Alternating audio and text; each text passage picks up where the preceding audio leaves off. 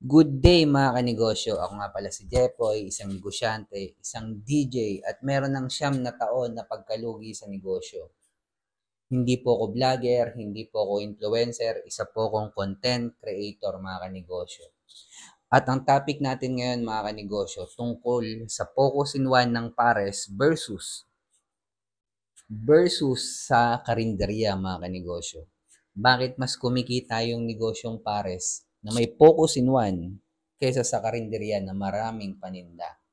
Tapusin mo tong video na to para kung gusto mong magnegosyo, may mapulot ka na aral, pwede mong i-apply sa sarili mong negosyo. Start na tayo mga kanegosyo. Ang negosyong parisan mga kanegosyo, nakapokus lang yan sa pares. Kaya yung pera mo or yung cash flow mo, madali mo lang ma-handle or ma-monitor. Pangalawa, pagdating sa marketing, madali lang i-market kapag isa lang yung binebenta mo kesa sa produktong napakarami. Pangatlo, mga kanegosyo.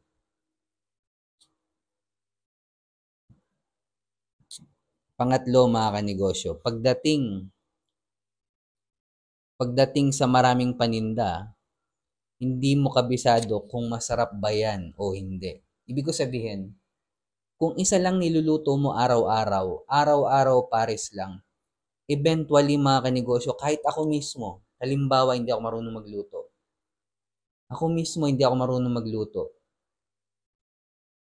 Mapiperfect ko rin yung lasa ng pares eventually kung araw-araw ko siyang lulutuin. Kumpara sa ang dami mong putaheng lulutuin, hindi mo naman alam kung lahat yan mabebenta or hindi mo alam lahat yan ay masarap. Kung maghanap man yung customer, halimbawa, nagnegosyo ka ng pares, naghanap ng lomi, lugaw, please mga kanegosyo, huwag ka magdadagdag ng produkto. Ito kwento ko, way back 2015-16, nag-start ako magnegosyo which is sari-sari store. At hindi ko pa alam yung focus in one. So, ang dami kong paninda. Ang hirap i-monitor ng mga paninda. Nakastock lang siya ng matagal, pati inventory ko. So, yung pera tulog, mga kanegosyo. Ayan ang mahirap kapag marami kang produktong binibenta. Kumikita ako nung nagnegosyo ko ng sari-sari store. Pero hindi ko siya mapapalaki. Hindi ko siya mapapa-franchise, hindi ko siya magagawang grocery store or 7-Eleven. Dahil iba po ang business model nila mga kanegosyo. Magkaiba po. Kaya ikaw, kung nag-iisip ka magnegosyo ngayon, tandaan mo to, mag-focus in one ka at hanapin mo ang market ng mayaman. Kaya mo yan mga kanegosyo.